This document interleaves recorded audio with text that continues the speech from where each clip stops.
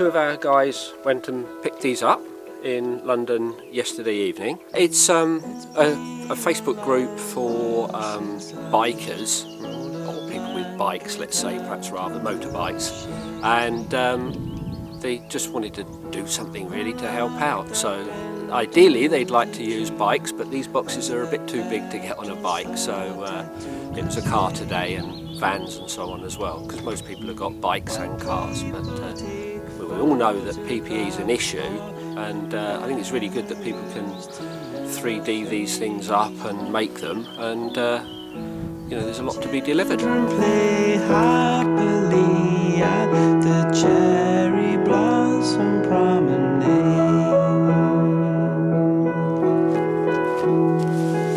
I'll see you Monday and Tuesday with the next lot. Yeah, okay, thank you very much. Thank you. Mae'n debyg bod yn bwysig golchi dwylo cyn rhoi masg mewn. Neu gallech chi contaminato'r masg cyn dechrau. Yn y bocs fan, mae gyda ni kits. Mae popeth yna ar gyfer rhoi boes ar eich gilydd. A mae yna bobl wedi archebu niferoedd gwahanol ohonyn nhw. So mae yna un ysbyty eisiau 20 kit. So, os yna i gyfri 20 o rhain. 6. A mae yna 10 arall yma i fynd mewn atyn nhw. So, hynna fy nglaen bad i mynd. Yr unig beth arall ni'n troi mewn gyda nhw wedyn yw poster yn gweud diolch Tarian Cymru. So, y gobeith yw bydden nhw'n defnyddio rhain, cael llun gyda fe mwyn hyrwyddo'r ymgyrch ymhellach.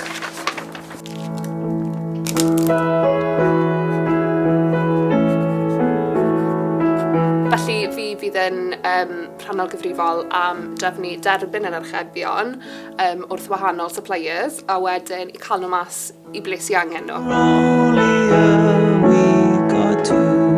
In the spring of each and every year,